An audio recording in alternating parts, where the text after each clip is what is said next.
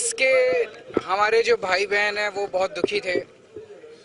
मैंने अपील की कि पुलिस वालों की डिमांड्स जायज़ हैं, उनको उनकी ग्रेड पे मिलनी चाहिए। आज गुजरात के अंदर सबसे कम तनख्वाह पूरे देश में, गुजरात में सबसे कम तनख्वाह पुलिस वालों को मिल रही है। मेरे अपील करने के बाद गुजरात सरकार ने उनकी ग्रेड पे की डिमांड तो नहीं मानी, लेकिन चुनाव को देखते हुए उन्होंने उनको थोड़े से भत्ते बढ़ा दिए।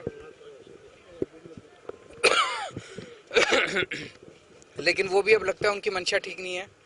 अब जब उन्होंने नोटिफिकेशन निकाला उसका, तो उसमें मैंने सुना है कि उन्होंने शर्तें लगा दी हैं कि आपको ये साइन करके देना पड़ेगा कि आप ये मिलने के बाद कोर्ट में केस नहीं कर सकते। क्या क्या शर्तें हैं? ये तो संविधान के खिलाफ है, क्योंकि कॉन्स्टिट्यूशन के अंदर सबको फंडामेंटल राइट्स दिए गए हैं, विरोध करने का राइट दिया गया है। आप इस तरह से बंधुआ मजदूर नहीं बना सकते अपने पुलिस कर्मियों को।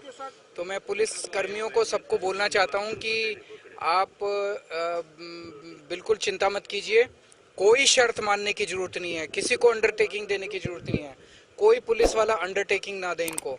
3 महीने रह गए, इनकी सरकार जा रही है, इनका घमंड टूटने वाला है, और 3 महीने के बाद जब हमारी सरकार आएगी, हम आपको ग्रेड पे भी देंगे और हम आपसे किसी भी तरह की कोई शर्त नहीं वो मांगेंगे। अब गुजरात सरकार में जितने कर्मचारी हैं सभी दुखी हैं। क्यों दुखी हैं? इनके अहंकार की वजह से। अगर सरकार का कर्मचारी दुखी होगा तो सरकार की योजनाएं लागू कैसे होंगी? टीचर्स दुखी हैं, आउटसोर्सिंग कर्मचारी दुखी हैं, आंगनवाड़ी वर्कर दुखी हैं, आशा वर्कर्स दुखी हैं, होमगार्ड्स दुखी हैं, 108 नंबर वाले कर्मचारी दुखी हैं, चिकित्सा कर्मचारी दुखी हैं, स्टेट ट्रांसपोर्ट कर्मचारी दुखी हैं, सब दुखी हैं। ग्राम रक्षक दल दुखी हैं, वीसी जो गांव-गांव के अंदर है वो दुखी हैं। इन सब लोगों को मैं कहना चाहता हूं कि आप बिल्कुल चिंता मत कीजिए। जब दिल्ली में हमारी सरकार बनी, उसके पहले दिल्ली सरकार के अंदर भी कई सारे शीला दीक्षित जी के टाइम पे धरने लगे रहते थे कर्मचारियों के। आके हमने सबके मुद्दे सुलझाए। आप सबकी डिमांड्स मान लीजिए, खर्चा बहुत कम होता है, और अगर आपका कर्मचारी सुखी होगा तो आपका दौड़ दौड़ के आपके काम करेगा ना। तो 3 महीने रह गए, सभी कर्मचारियों को, गुजरात सरकार के सभी कर्मचारियों को मैं अपील करना चाहता हूँ, खूब जम के प्रचार कीजिए आम आदमी पार्टी का, खूब जम के प्रचार कीजिए। मिलके सब लोग आम आदमी पार्टी को भारी बहुमत से जिताइए, रिकॉर्ड तोड़ मार्जिन से जिताइए।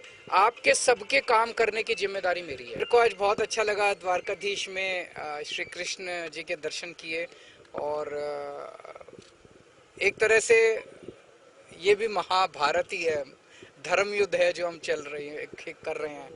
सच्चाई की बुराई के खिलाफ लड़ाई है। तो यही मांगा कि हमारे सच्चाई की जीत हो, हमारे देश के लोगों को सुख शांति मिले, और हमारा देश दुनिया का सबसे अच्छा देश है। हमारा देश दुनिया का नंबर 1 देश बने, दुनिया का सबसे शक्तिशाली देश बने। Thank you.